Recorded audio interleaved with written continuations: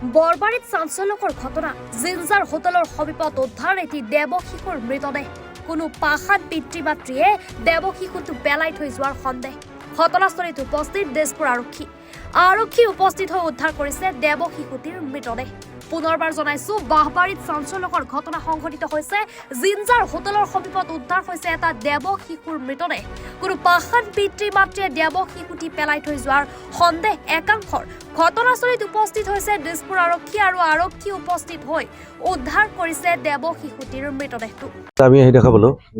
আদনা সৰু ল'ৰা নিচিনা পৰিছে মোটা 15-16 দিন চাগে হ'ব পাৰে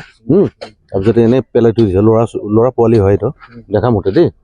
বাইদেউ তাৰপিছত দেখা পালো কি আমি ঠোঙা দি ভৰাই কাৰ্টুন ভৰাই থৈছোঁ থানাৰ পৰা আহিছোঁ বেলেগ নহয় দিছপুৰ থানা গোটেই এইখিনি আৰু ক'বলৈ গ'লে মানে খবৰটো মানে থানাই খবৰ কৈছে তুমি থানাৰে বনোৱা এইখিনি জেগাত তলত জংঘলত নিশ্চয় পানী বটলত পৰিছে কাৰ্টুনটো পৰিছে এক্সট্ৰা বাকীখিনি কাৰ্টুনৰ ভিতৰত কাৰ্টুন বাহিৰত আছে এই মৃত্যু মোটামুটি 16 দিনৰ বাচ্চা হ'ব পাৰে এইটো এই আৰু যিখিনি ক'ব পালে মই ক'লো আৰু কাৰ্টুনটো এক্সট্ৰা আছে ঠোঙাত মানে ঠোঙা দুটা আছে মানা ঠোঙা আছিলে নাই একো নাই কিন্তু ঠোঙাৰ ওপৰতে পেলাই থৈ দিছে বস্তুটো এই কাৰ্টুন আমি ভৰাই থৈছোঁ বৰ্তমান সেইখিনি